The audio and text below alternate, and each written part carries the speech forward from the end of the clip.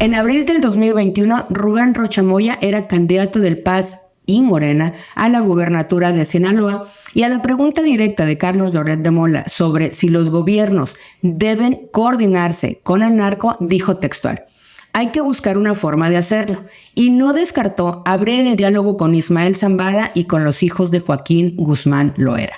Hoy, el gobernador de Sinaloa está en medio de un alboroto que involucra precisamente esos dos apellidos, y como en todo lo que se ha dicho alrededor y lo que se ha sabido alrededor de este caso, nada está claro.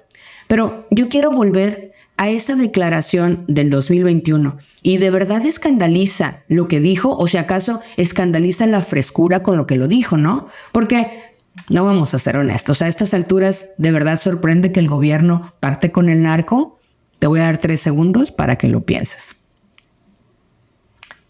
Hace unos días, el Mayo Zambada, quien se encuentra preso en Texas, declaró que el día de su captura había ido a una reunión para resolver diferencias entre líderes de la política en Sinaloa. ¿De qué líderes habla el legendario narcotraficante? Sí, del gobernador del estado y de Héctor Melesio Cuen, exdirector de la Universidad Autónoma de Sinaloa, con quien Rocha Moya tenía meses peleando por el control político de la UAS.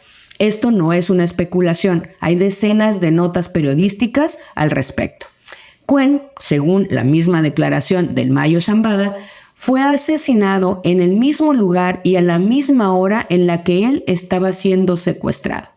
Como prueba de eso que dice, solo está su palabra, es decir, podemos creer o podemos no creer. Pero yo quiero que regresemos a la parte en la que Zambada asegura que fue a resolver diferencias entre líderes de la política.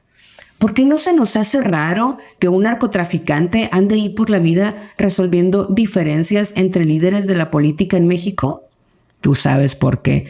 Todos sabemos por qué. Porque en este país el crimen organizado lleva años, lleva sexenios siendo el poder detrás del poder. Y a veces no tan detrás.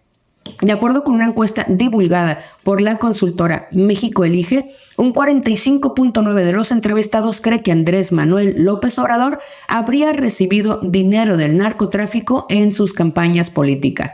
Pero también un 54% de los entrevistados aprueban la gestión del presidente. Es decir, sí puede que haya recibido dinero del narco, pero pues ¿qué tiene?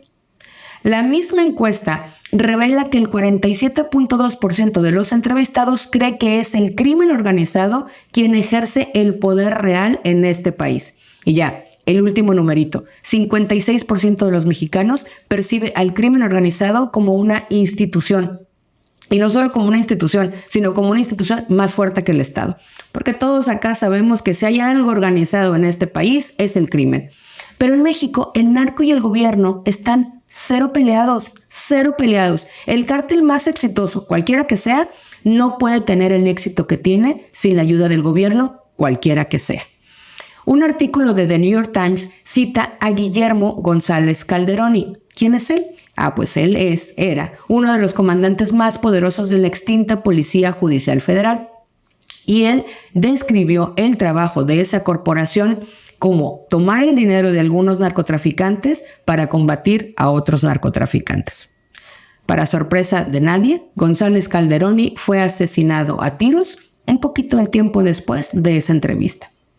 La historia de los cárteles en México nace de las mismas entrañas del propio Estado.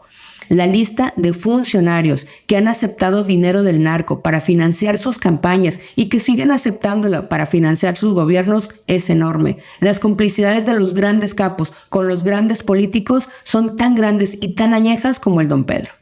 El asunto es que las organizaciones criminales tienen cada vez más poder que el propio gobierno, que poco a poco va dejando de ser este socio para convertirse en un empleado.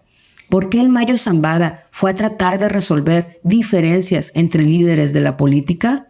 Fácil, porque incluso ahora, preso, él es el jefe.